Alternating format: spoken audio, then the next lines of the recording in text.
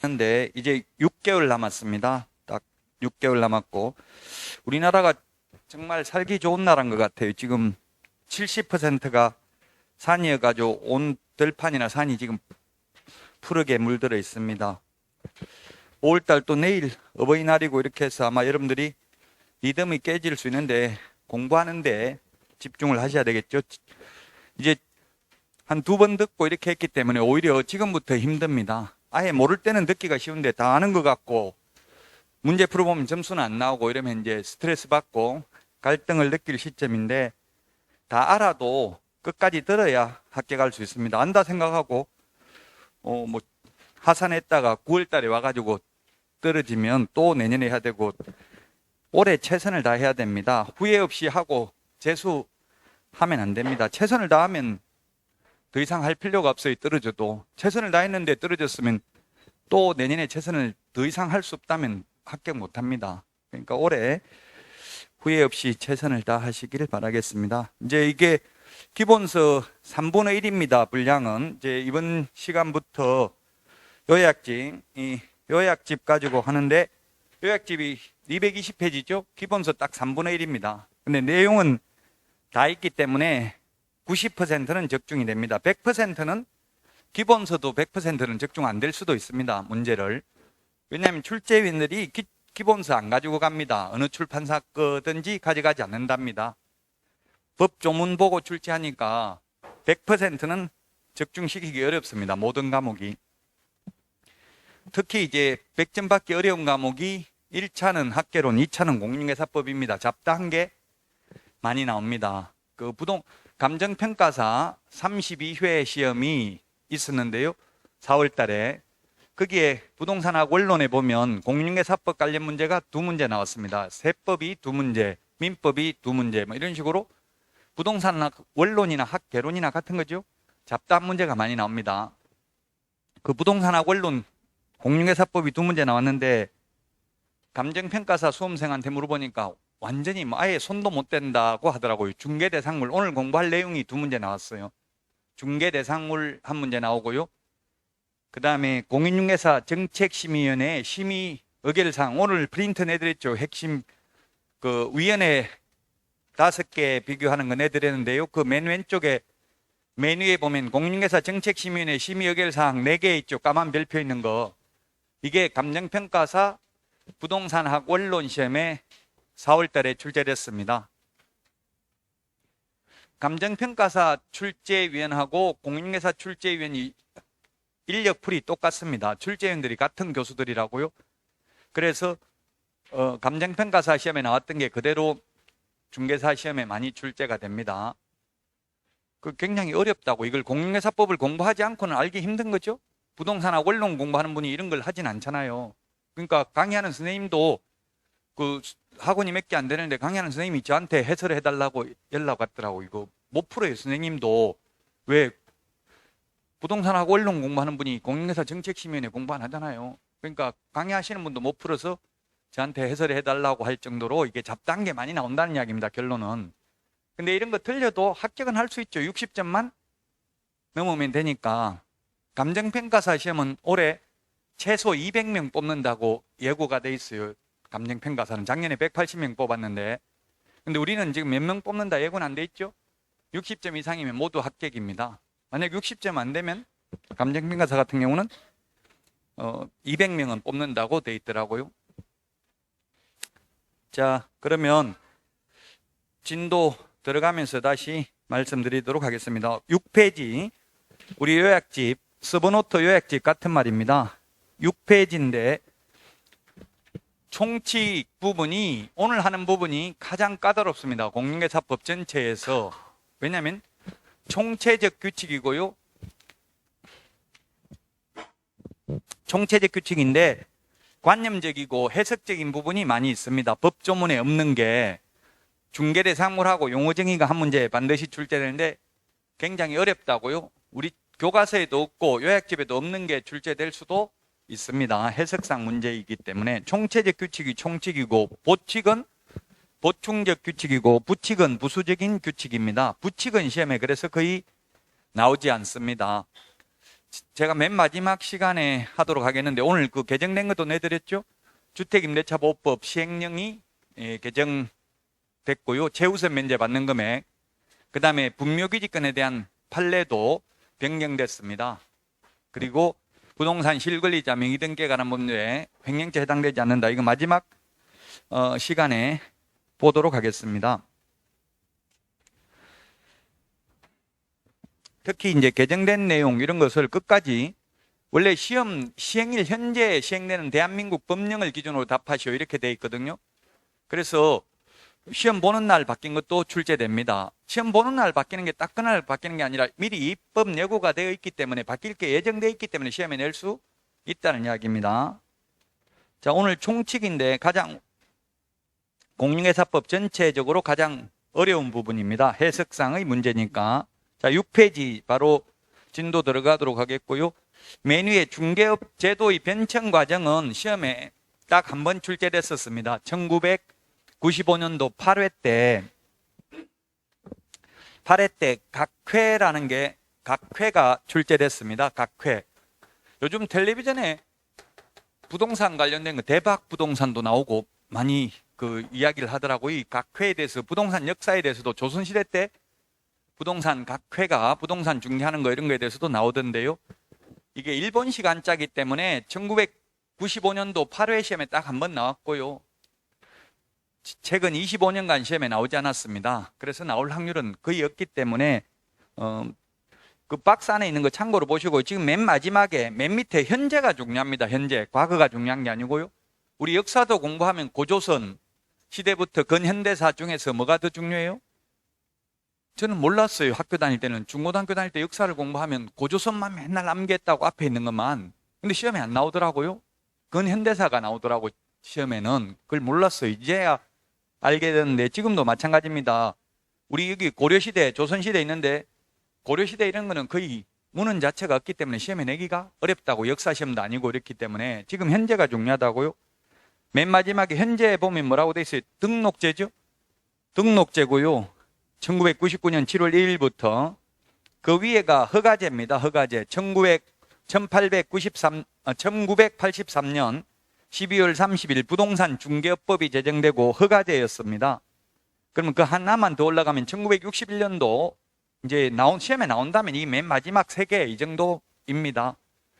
이는 법적 근거가 있으니까요. 1961년도 소개영업법에서는 신고제였습니다.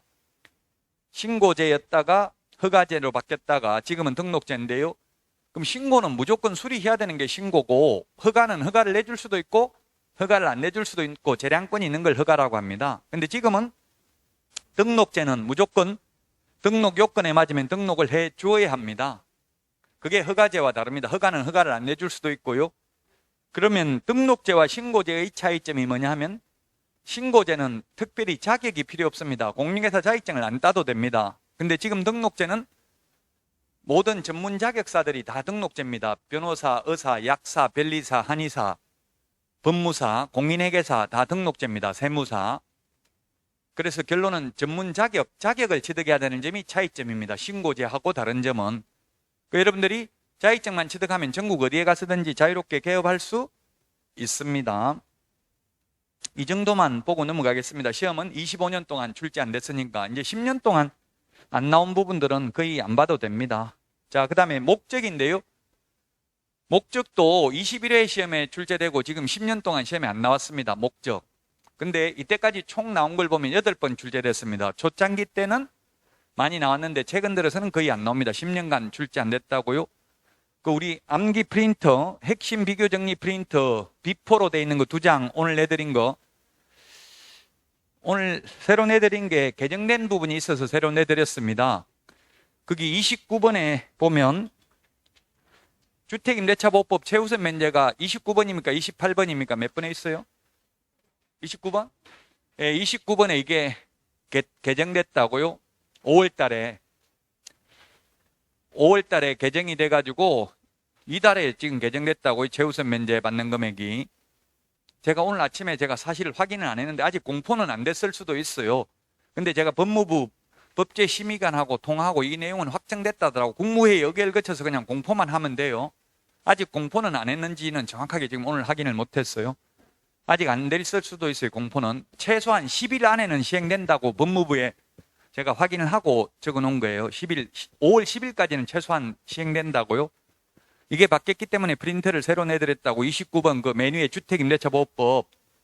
서울에서 1억 1천이었는데 1억 5천으로 바뀌었죠? 요거 다시 마지막 시간에 개정된 내용은 다시 보기로 하고요. 자, 어쨌든 그 프린터 이제 새로 받았으니까 다시 새로 밑줄 치자고. 이제 옛날 거는 집에서 따로 보관하든지 하고요. 자, 1번에 보면 이게 인터넷에 질문하는 분이 있더라고요. 1번에 동그라미 1번이 공인중개사법의 목적이고요. 1번에 동그라미 2번은 부동산 거래 신고 등에 관한 법률 목적입니다.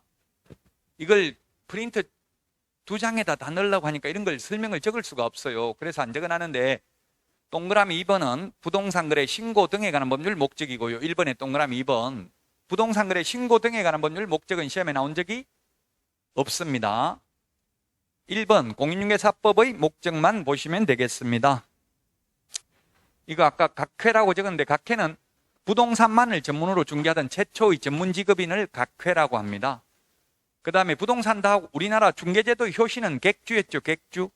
객주는 뭐 중개업도 하고 여관업도 하고 다른 걸 했는데 각회는 부동산만을 전문으로 중개하던 전문 직업인입니다. 자, 그러면 목적 시험에는 10년 동안 나오진 않았습니다. 시험 보기 전에 마지막으로 최종적으로 읽어보고 들어가면 되겠죠. 암기 프린트 이거는 시험장까지 가져가야 되니까. 목적은 첫 번째 공인중개사의 업무 등에 관한 사항을 정하여 그 전문성을 제고하고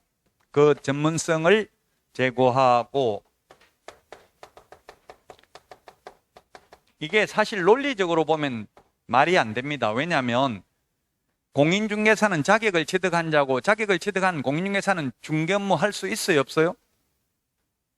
못하잖아요. 중개업무. 공인중개사는 개업공개사나 소속공개사가 할 수 있는 거고 자격증만 취득해도 아무것도 못한다고요?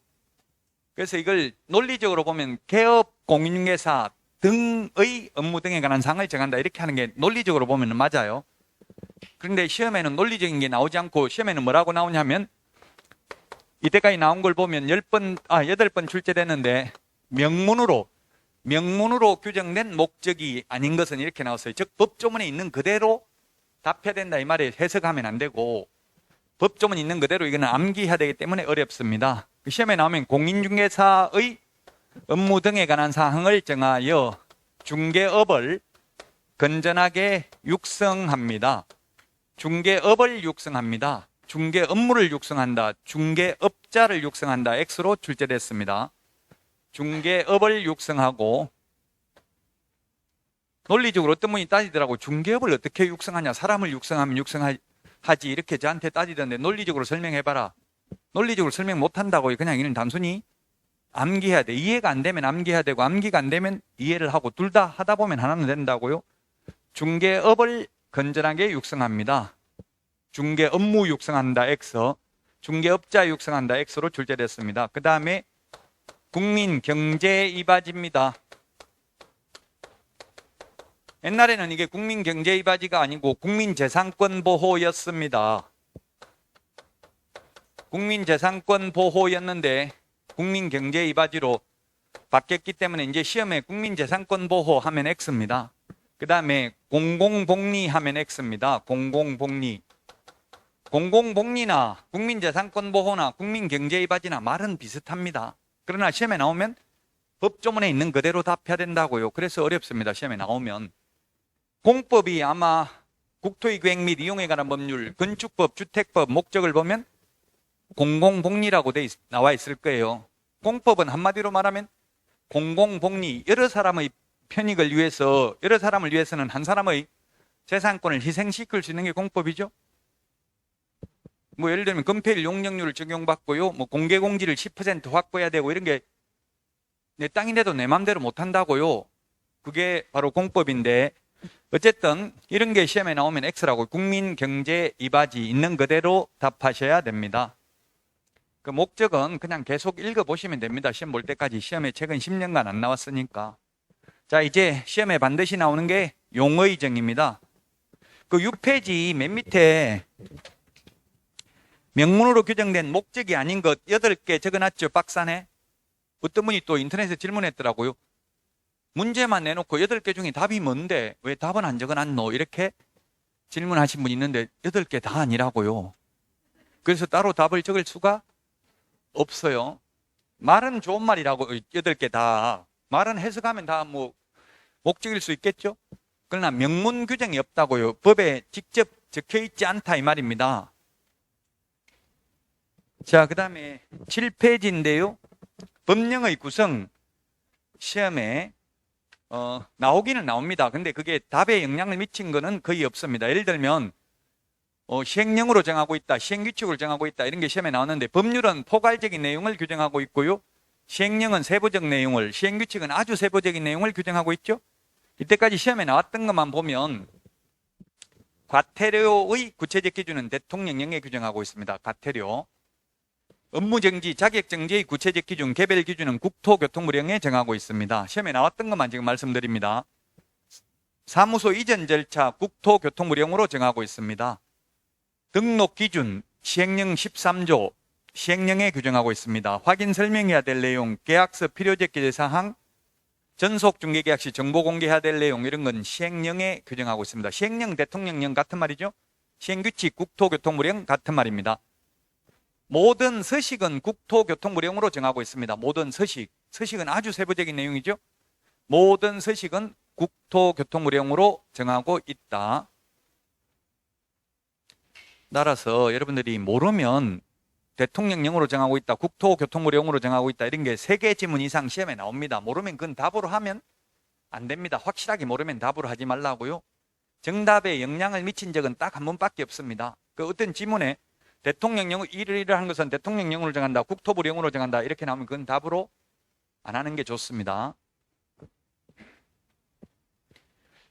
뭐 여러분들이 그 방문각 2회 모의고사 보셨죠? 2회 모의고사가 굉장히 어렵게 나왔더라고요. 어렵다는 거는 시험에 안 나오는 거 사이드에 있는 게 많더라고요. 1회 모의고사는 여러분들은 안 봤는데요. 1회까지부터 보면 충격받아가지고 포기할 수 있으니까 안 보는 게 건강에 좋아요. 근데 저는 1회를 봤는데 1회는 쉽게 나왔더라고. 쉽게 나왔다는 거는 오히려 그런 게 중요해요. 쉬운 게 중요한 거예요. 쉬운 문제가. 어려운 문제는 안 중요하다는 이야기예요. 어렵다는 거는 많이 안 다뤄봤다는 건 시험에 안 나오니까 안 다뤄본 거죠. 그 약간 사이드에 있는 거 시험에 안 나오는 지문이 좀 많이 있더라고요. 2회는. 그런 거 틀린 거 신경 쓸 필요 없다고요. 아마 여러분들이 시험을 보면 계속 공부는 하는데 또 3회 모의고사 보면 점수는 내나 그대로일 거예요. 왜냐하면 계속 문제를 어렵게 내요. 가면 갈수록 회차가. 어렵다는 거는 약간 사이드에 있는 것도 나온다는 이야기예요. 왜냐하면 약간 불안감을 조성해야지 점수 잘 나와버리면 공부를 안 하거든요. 그래서 1회 모의고사나 뭐 8회 모의고사나 계속 가면 갈수록 점수가 잘 나올 것 같은데 절대 잘 나오지 않아요. 일부러 그렇게 출제한다고요. 출판사에서 우리한테 의뢰할 때 그렇게 이야기를 해요. 이거 모의고사 그 평균 점수가 55점, 2차만 보는 분들 55점 나오게 해달라. 이렇게 난이도를 요청한다고요. 그러면 자꾸 공부를 많이 하면 어렵게 낼 수밖에 없잖아요. 그래서 55점 정도 나오면 불안해서 공부를 안 할 수도 없고 또 포기도 못 하잖아요. 너무 점수 안 나오면 또 포기하거든. 그러니까 포기도 못 하고 공부 안 하지도 못하도록 불안하게 딱 한 55점 정도 이렇게 나오게 해달라고 합니다. 그러니까 여러분들 점수 전혀 신경 쓸 필요 없어요. 2회 때 약간 좀 사이드에 있는 문제가 좀 있더라고요. 자, 그 다음에 그 양가로 2번 공인중개사법의 성격, 부동산 중개업에 관해서는 일반법적 지위에 있고요. 그 다음에 4번에 민법이나 상법에 비해서는 특별법적 지위에 있다. 이렇게 일반법하고 특별법으로 분류하는 이유는 일반법하고 특별법이 충돌하면 특별법 우선의 원칙에 따라서 특별법을 먼저 적용하려고 그러는 거죠. 여러분들이 민사특별법 있잖아요. 그러면 민법하고 민사특별법 중에서 뭘 먼저 적용해요? 민사특별법을. 그러면 가등기 담보 등에 관한 법률이 특별법이죠. 민법에도 담보물건이 있잖아요. 저당권, 건저당. 그럼 건저당 설정하고 돈 빌려주는 게 돈 받기 더 쉬워요? 아니면 가등기 담보하고 돈 빌려주는 게 돈 받기 더 쉬워요? 뭐가 더 쉬워요? 채권자 입장에서 보면 전형담보, 비전형담보 이런 말 하잖아요. 들어봤죠? 전형담보가 뭡니까? 전형담보. 민법 법전에 형태가 있는 담보를 전형담보. 비전형담보는 민법 법전에 없는 것. 민법에 저당권, 근저당권은 있는데 가등기 담보, 양도담보 이런 건 없잖아요. 민법에는. 민사특별법에 있잖아요. 뭐가 돈 받기 더 쉽냐고요. 채권자, 돈 빌려준 사람 입장에서 보면. 예, 특별법인 가등기 담보, 양도담보가 돈 받기 더 쉽죠? 전형담보인 근저당권 설정하고 돈 빌려주면 돈 안 주면 어떻게 해야 되냐? 안 주면 경매 넘겨가지고 임의 경매 신청해서 경매 넘겨가지고 배당받아야 되는데 그렇게 하려면 경매 절차가 빠르면 6개월, 늦으면 1년 넘게 걸린다고. 계속 유찰되고 하면 2년, 3년 걸릴 수도 있죠. 최소한 평균 1년 걸린다고 돼 있어요. 전형담보 경매 넘겨가지고 채권을 회수하는 데 걸리는 게. 근데 양도담보나 가등기담보는 언제까지 돈 안 갚으면 본등기를 넘겨주는 거잖아요. 본등기가 내 앞으로 채권자 앞으로 넘어오면 그건 싸게 팔면 현금화 할 수 있잖아요. 좀 싸게 팔면 시세보다 그 현금화하기가 쉽다는 이야기예요. 그럼 여러분들이 돈 빌려주려면은 근저당 설정 그냥 차용증만 하는 것보다 근저당이 더 받기 쉽고요. 근저당보다는 또 양도담보나 가등기담보가 더 받기 쉽겠죠. 그 가등기담보 등에 관한 법률은 노태우 정부 때 만들어졌는데 한마디로 말하면 조폭들이 폭리를 취하는 경우가 많았습니다. 그래서 폭리를 취하지 말고 한마디로 말하면 청산을 하라는 이야기입니다. 10억짜리를 담보로 잡고 돈을 1억 빌려줘놓고 10억짜리 명의를 넘겨가가지고 다 가지면 안 되고 9억은 돌려주라는 이야기죠.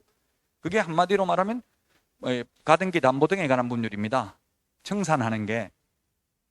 자, 결론은 특별법이 먼저 적용된다는 걸 말씀드리려고 한 겁니다. 특별법을 먼저 적용한다. 그래서 민법 임대차보다는 주택 임대차가 먼저 적용되잖아요. 주택 임대차에 대해서는 특별법이기 때문에. 그럼 우리는 부동산 중개와 관련해서는 일반법, 민법에서는 민법보다는 특별법. 그러면 부동산 중개와 관련해서 또 특별법이 있어요. 그게 뭐냐면 우리 특수법인이라고 부르는 게 있잖아요. 특수법인, 특별법에 의한 특수법인, 지역농협, 농업협동조합법에 의한 지역농협, 그 다음에 산업집적 활성화 및 공장 설립에 관한 법률에 의한 산업단지 관리기관, 그 다음에 산림조합법에 의한 지역산림조합, 한국자산관리공사법에 의한 한국자산관리공사, 이런 게 특별법에 의한 특수법인입니다. 그래서 우리 일반법인 공인중개사법에서는 중개업을 하려면 뭘 하라고 돼 있어요? 등록하라고 돼 있어요. 등록을 하라고 돼 있는데 특별법에 의한 지역농협의 경우 등록 안 해도 된다고 돼 있어요. 즉 우리 공인중개사법에 하면 반드시 자격을 취득해야 등록할 수 있습니다. 그럼 지역농협은 자격증 없어도 가능해요. 등록 안 해도 되니까. 그 특별법인데 현실적으로 우리 특별법에 의한 특수법인은 중개업을 하고 있지 않죠, 우리나라에서.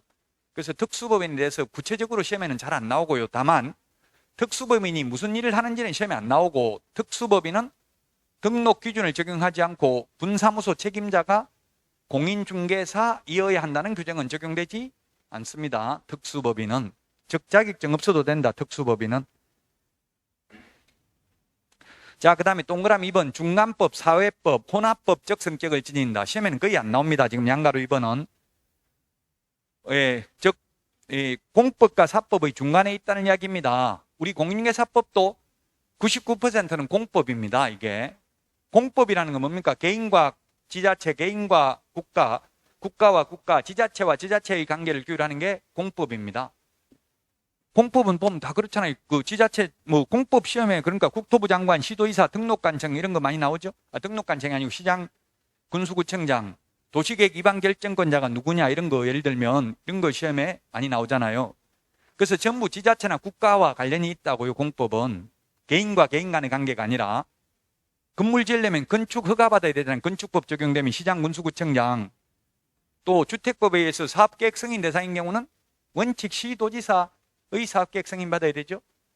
이런 거 누군지 시도지사인지 시장, 군수구청장인지 공법은 다 이런 게 있다고요. 우리 공인중개사법도 등록관청, 시도지사, 국토부 장관 이런 거 시험에 많이 나온다고요. 공적인 관계를 규율하는 게 공법입니다. 그런데 공인중개사법은 사법적 요소도 있다. 그게 뭐냐면 중개계약입니다. 중개계약. 계약은 사법적 요소죠.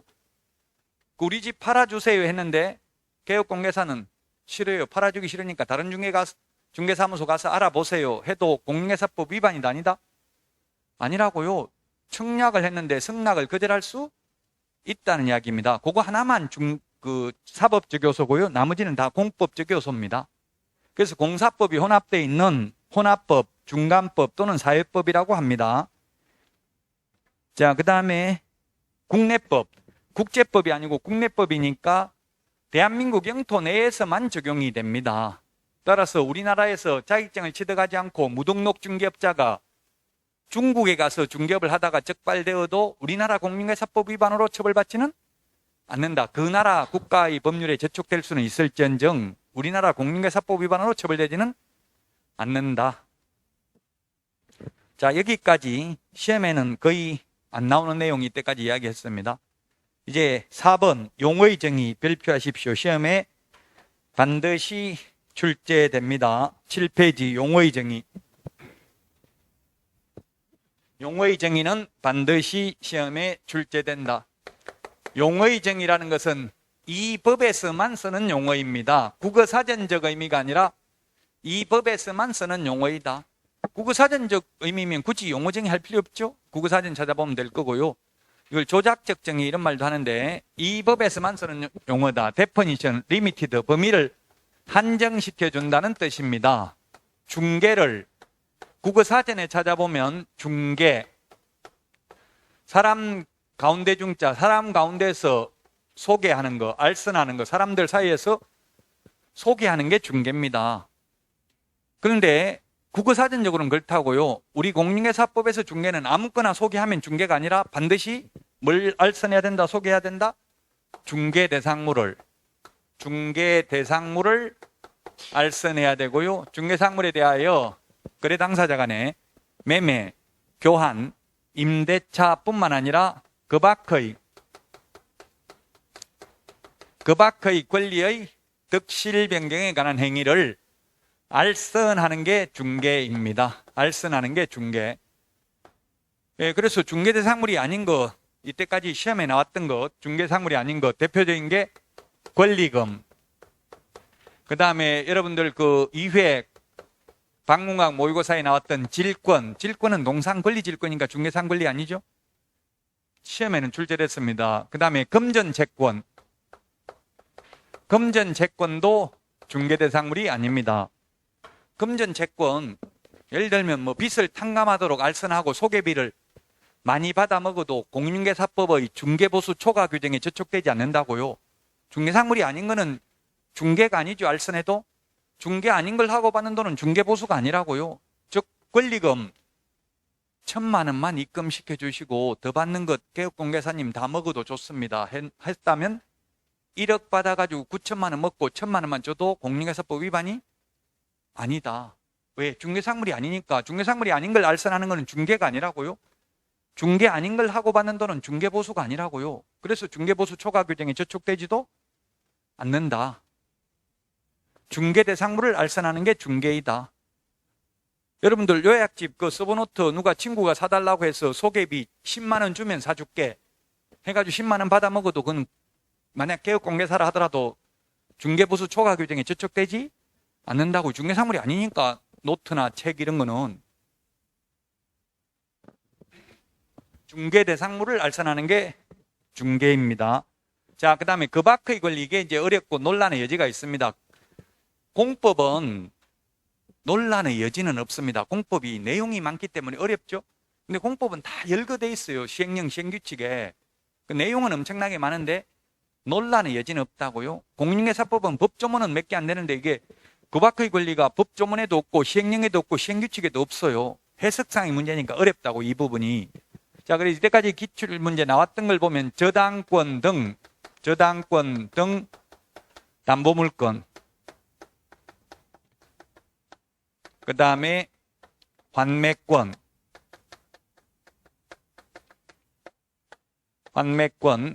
유치권, 그 다음에 법정지상권, 법정저당권, 이때까지 시험에 나왔던 게 이런 것들이 있습니다. 중개상권리에 해당되는 것.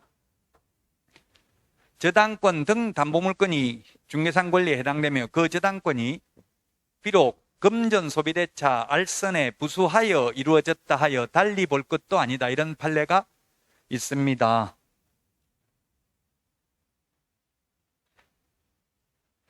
8페이지, 요약집 8페이지 메뉴에 그 판례 1번에 있네요. 판례 1번. 그 밖의 권리는 저당권 등 담보물권도 포함된다. 이게 무슨 말이냐 하면은 우리 여러분들이 개업공개사가 중개업을 하면 대출을 알선하면 은행에서 대출 알선 커미션을 0.15%에서 0.3%, 제가 옛날에 중개할 때는 0.3% 줬어요. 1억 알선하면 30만 원 줍니다. 근데 요즘은 조금 더 줄어들었다는 이야기도 있더라고요. 그래서 우리가 은행 융자 받았다가 만약에 10년 동안 갚기로 했다가 미리 갚으면 은행에서 중도 상한 수수료 내라고 하죠. 왜 그래요? 그 커미션을 다 줬기 때문에. 대출 상담사들한테 커미션 다 줬잖아요. 대출 상담사들이 자기 받을 커미션에 대해서 개업공개사한테 떼주는 거예요. 조금 일부를. 여러분들이 젊은 분들은 중개업을 하기 전에 대출 상담사를 해보는 것도 도움이 될 수 있어요. 그럼 대출에 대해서 잘 알면 나중에 중개업할 때 유리한 점이 많아요. 자, 어쨌든 이 대출 알선하고 돈을 받아도 이거는 대출을 그냥 알선하는 게 아니라 은행에서 융자를 해주려면 다 근저당권이나 이 담보로 잡고 해주잖아요. 근저당권 설정하고 대출을 해주는데 그럼 근저당권 설정을 알선하는 것, 이것도 중개라고요. 따라서 개업공개사는 돈을 받아도 되는데 그 우리 8페이지 메뉴의 판례를 보면 사건 번호가 뭐라고 돼 있어요? 96도라고 돼 있죠. 도라는 말은 이거 형사사건이라는 이야기, 민법 판례는 다라고 돼 있잖아. 다. 다는 민사사건이고 도는 형사사건입니다. 즉 이게 뭐냐면 판례가 무등록 중개업자로 처벌받는다는 판례라고요. 즉 개업공개사가 아닌 자가 은행 융자를 알선하고 대출 커미션을 받아먹으면 무등록 중개업자로 형사처벌받는다는 판례라고요. 그럼 결론은 개업공개사는 대출을 알선하고 커미션을 받아먹어도 그건 중개니까, 중개보수니까 상관없죠. 왜 많이 안 주냐 하면 중개보수는 최대 그 시도조례에 의하면 아마 0.3%인가 그럴 거예요. 시도조례를 저도 다 암기할 수는 없잖아요. 시도조례는 시험에 안 나오죠. 아마 최하가 0.3%일 거예요. 그래서 0.3% 정도밖에 안 준다고요. 이 대출 알선 수수료를 많이 안 주고요. 중개보수는 많이 주면 안 되잖아요. 법정보수 초과해서 받으면 안 되죠. 자, 어쨌든 저당권 등 담보물권도 그 밖의 권리, 중개상 권리에 해당된다. 비록 금전 소비대차 알선에, 즉 돈 빌려주고 저당권 설정하는 것도 역시 중개라고요. 중개를 계속 업으로 하는 것은 개업공개사만 할 수 있잖아요. 개업공개사가 아닌 자가 하면 형사처벌 받는다는 판례고요. 그 다음에 환매권은 다시 살 수 있는 권리인데 등기된 환매권은 양도할 수 있고 민법에 의하면 양도할 때에는 중개 대상 권리이므로 개업공개사만이 이 저당권, 환매권 양도 알선하는 것을 중개를 업으로 할 수 있다는 이야기입니다. 그 다음에 이 세 개는 법정담보물권인데 유치권은 법정담보물권인데 법률의 규정에 의해서 유치권만 법정담보물권이죠.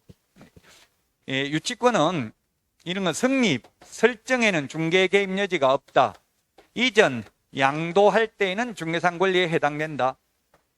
유치권 할 때 유치는 우리 유치장 할 때 유치하고 같은 한자가 똑같아요. 유치장에 들어가면 철조망 안에 들어가면 못 움직이고 가만히 있어야 되죠. 그래서 유치권이라는 말 뜻은 한자는 꽉 잡고 있을 수 있는 권리 이 뜻입니다. 대표적으로 예를 드는 게 세탁소에서 세탁물 맡겼다가 세탁비 안 주면 세탁소 주인은 세탁물을 꽉 잡고 안 내줄 수 있는 권리가 있죠. 그게 유치권입니다. 시계 수리했는데 시계방 주인은 시계 수리비 안 주면 시계를 꽉 잡고 안 내줄 수 있는 권리가 유치권이라고요. 그럼 세입자가 집 수리했는데 집 수리비 안 주면 주인이 집을 꽉 잡고 안 나가고 버틸 수 있는 힘이죠. 돈 줄 때까지 이사 못 나가겠다 버틸 수 있는 힘이 유치권이라고요. 유치권은 경매 신청권은 있지만 민법 시험에 우선 변제권은 없다. 그러나 우선 변제적 효력은 있다. 이런 정도로 시험에 나오더라고. 민법 시험에 보니까 유치권. 유치권은 법률의 규정에 의해서 성립하죠.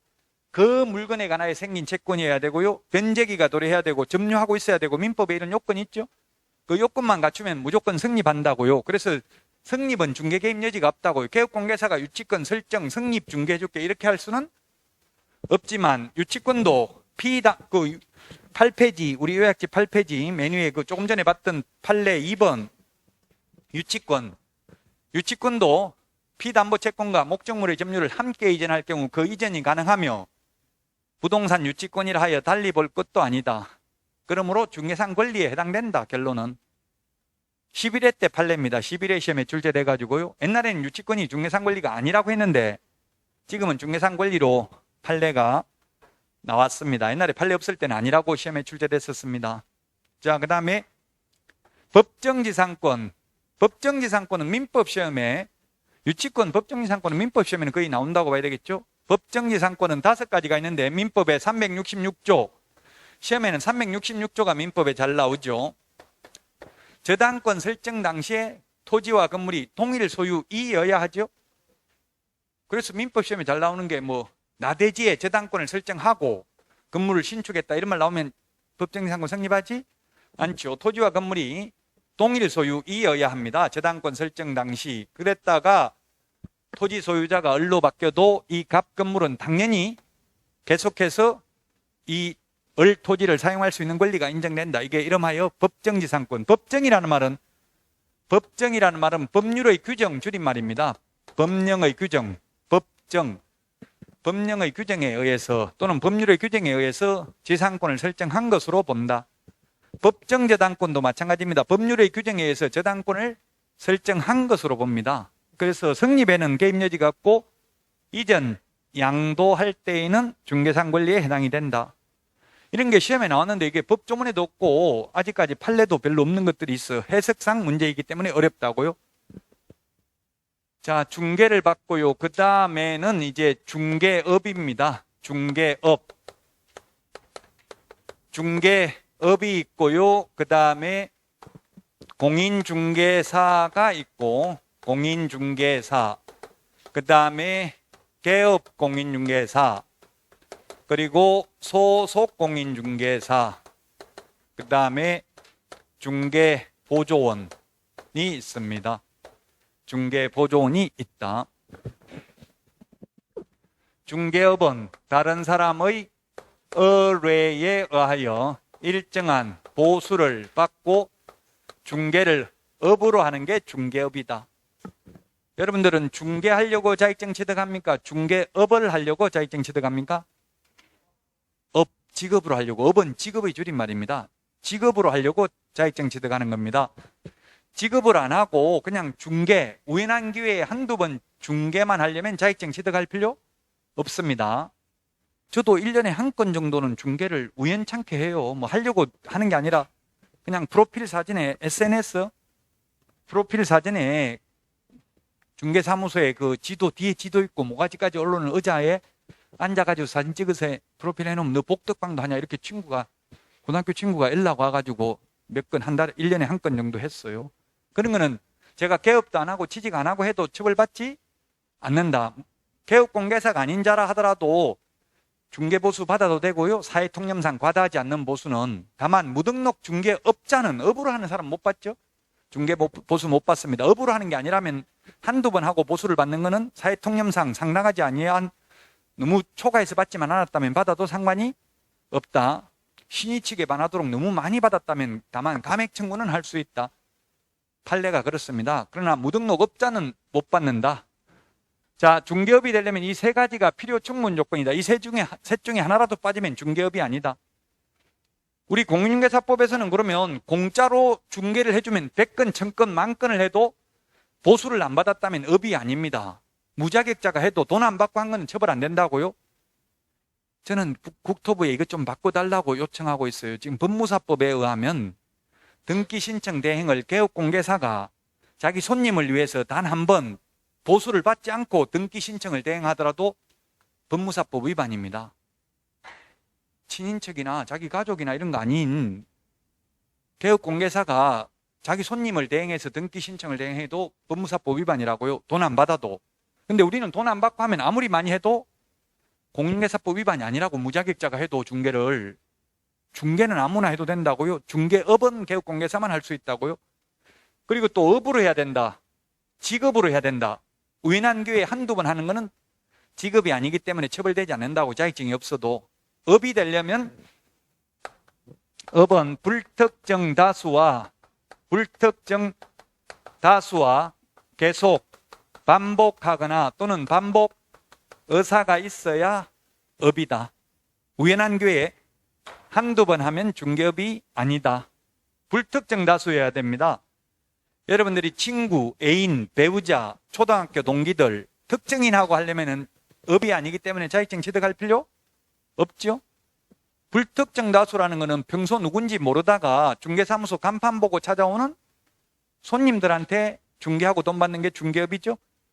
평소 알고 있던 사람한테만 중개하려면 자격증 취득할 필요 없어요. 불특정 다수여야 합니다. 반복해야 됩니다. 우연한 기회에 한 번 하면 중개업이 아니다. 한두 번 하면. 그러면 몇 번 하면 중개업이냐? 그건 단정적으로 말할 수 없고 받은 보수, 횟수, 태양 등을 종합적으로 고려하여 사회 통념상 직업인지 여부를 판단해야 된다. 6번 하면 직업이고 5번 하면 직업이 아니다. 이렇게 단정적으로 말할 수는 없다. 사회 통념상 이 말은 결국 판사가 판단해야 돼요. 그 시대 상황에 비추어서.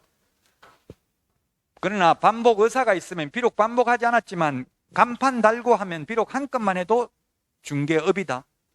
간판을 달았다는 건 손님 오면 받을 의사가 있는 거잖아요. 그래서 무등록 중개업자가, 무자격자가 간판 달고 한 건만 해도 무등록 중개업자로 처벌받고요. 간판 안 달고 우연한 기회에 한두 번 중개해도 처벌받지 않는다고요. 중개를 직업을 하는 게 중개업이다. 중개는 아무나 할 수 있고 중개업은 개업공개사만 할 수 있다. 공인중개사는 이 법에 의해서 자격을 취득한 자입니다. 단지 자격만 취득한 자지. 아까 말했지만 목적에 나와 있지만 아무 일도 못한다고 했죠. 자격만 취득해도 중개업 하려면 개업을 하거나 남 밑에 소속이 돼야 된다고요. 그냥 자격증만 취득해가지고는 아무것도 못한다. 이 법에 의해 자격을 취득해야 됩니다. 시험에 외국에서 자격을 취득한 자도 공인중개사이다. X. 외국인이 우리나라에서 자격 취득하면 공인중개사죠. 외국 사람도 우리나라 시험에 합격하면 공인중개사고요. 우리나라 사람이 미국 자격증 취득해도 우리나라에서 개업 못한다고요. 이 법에 의해서 이거 시험에 나왔고요. 자격을 취득한 자입니다. 시험에 자격을 취득하여 중개업을 영위하는 자 X입니다. 그냥 자격을 취득한 자입니다. 우리 개업공개사들도 사실 전부 다 명함에는 보면 공인중개사라고 새겨가지고 다녀요. 그래서 헷갈린다고요. 지금 현실적으로는 개업공개사든 소속공개사든 전부 다 명함에는 공인중개사라고 돼 있다고요. 소속공개사도 소속공개사 이렇게 안 새기고 명함에는 그냥 공인중개사라고 적어놨어요. 그래서 헷갈리는데 공인중개사는 단순히 자격을 취득한 자, 개업공개사는 이 법에 의해서 중개사무소 개설 등록을 한 자입니다. 등록을 한 자. 시험에 이 법에 의해서 자격을 취득하여 등록한 자 X로 출제됐어요. 부칙개공은 자격 취득 안 했잖아요. 자격 취득하고 상관없이 등록을 한 자고요. 등록을 한 개업공개사는 법인인 개업공개사. 법인은 다시 일반 법인이 있고요. 특수법인이 있다. 일반 법인은 공인중개사법에 의해서 등록을 한 법인이고요. 특수법인은 다른 법률의 규정에 의해서 중개업을 할 수 있는 법인. 아까 이야기했죠. 지역농협, 산업단지관리기관, 지역산림조합, 한국자산관리공사 이런 게 특수법인이 되겠습니다. 다른 법률에 의해서 중개업을 할 수 있는 법인. 그 다음에 공인중개사인 개업공개사, 부칙개공.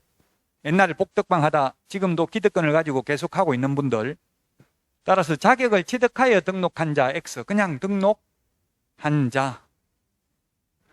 자격을 취득하여 등록을 하여 중개업을 영위하는 자, 중개업을 하든 안 하든 등록을 하면 개업공개사입니다. 자격증 취득하면 공인중개사, 자격증을 취득해서 개업을 한 사람은 개업공개사, 자격 취득해서 취직한 사람이 소속공개사죠. 동네 말로 하면. 소속공개사는 개업공개사에 소속된 공인중개사로서 중개 업무를 하거나 개업공개사의 중개 업무를 보조하는 자를 말한다.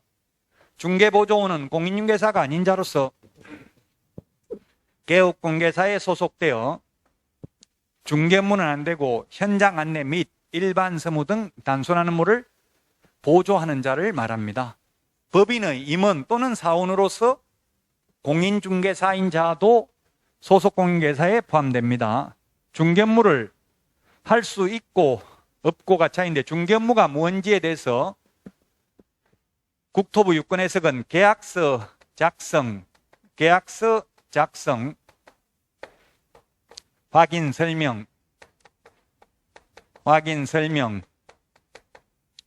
확인 설명서 작성, 이런 것들이 중개업무에 해당된다. 즉 소속공인에서는 계약서 작성할 수 있지만 중개보조는 계약서 작성 등을 할 수 없다는 점이 가장 큰 차이점입니다.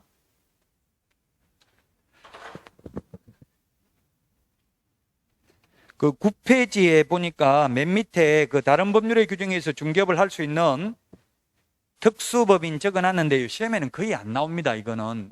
그래서 제가 강의할 때 강조하지 않은 거는 시험에 거의 안 나와요. 그 동그라미 해놓은 거 자산관리공사, 한국자산관리공사만 등록하고 나머지는 등록 안 한다고 돼 있죠. 특수법인도 원칙적으로 등록해야 됩니다. 다만 다른 법률의 규정에서 공인중개사법 제9조를 배제한다는 규정이 있는 경우에만 등록하지 않습니다. 자, 11페이지까지 했고요. 5번 중개 대상물부터 쉬었다가 하도록 하겠습니다. 오늘 프린트 내준 거 한번 대충 검토해보고 있으세요. 마지막에 개정된 내용 보도록 하겠습니다. 예, 쉬었다 하겠습니다.